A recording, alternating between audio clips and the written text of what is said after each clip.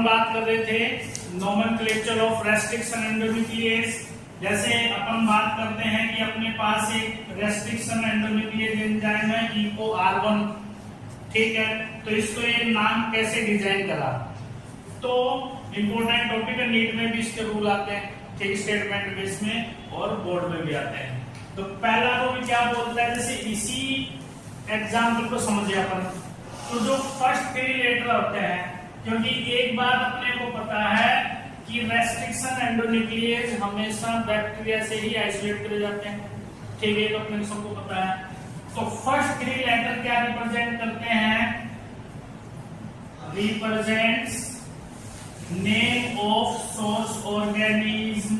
अब यहाँ पे सोर्स ऑर्गेनिज्म का मतलब अंडरस्टूड है कि बैक्टीरिया की बात हो रही है, ठीक है। तो फर्स्ट 3 लेटर रिप्रेजेंट करेंगे नेम ऑफ बैक्टीरिया।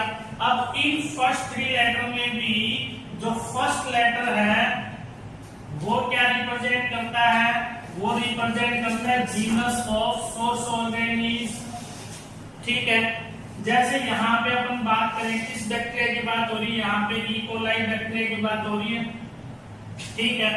तो जीनस क्या हो जाएगा इसका, अगर इसका फुल फॉर्म देखें अपन, एस्केरिकिया हो जाएगा, तो ये इसका जीनस है।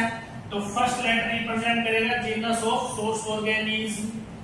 दूसरा नेक्स्ट रूल क्या, कि नेक्स्ट 2 लेटर क्या रिप्रेजेंट करेंगे, स्पीशीज ऑफ सोर्स ऑर्गेनिज्म,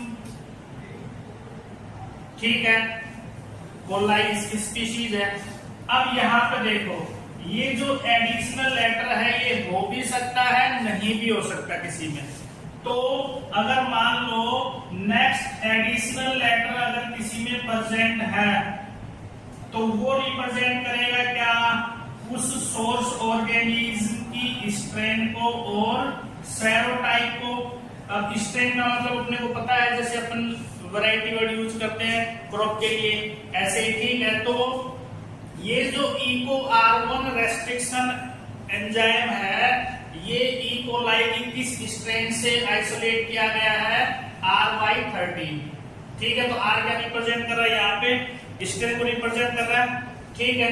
इसके बाद यहाँ पे देखो रोमन लेटर है, तो नेक्स्ट रूल जो अपने पास आ जाएगा, रोमन लेटर क्या रिप्रेजेंट करेगा, ये रिप्रेजेंट करेगा कि उस स्ट्रेन में से वो रेस्ट्रिक्शन एंजाइम किस ऑर्डर में आइसोलेट किया गया।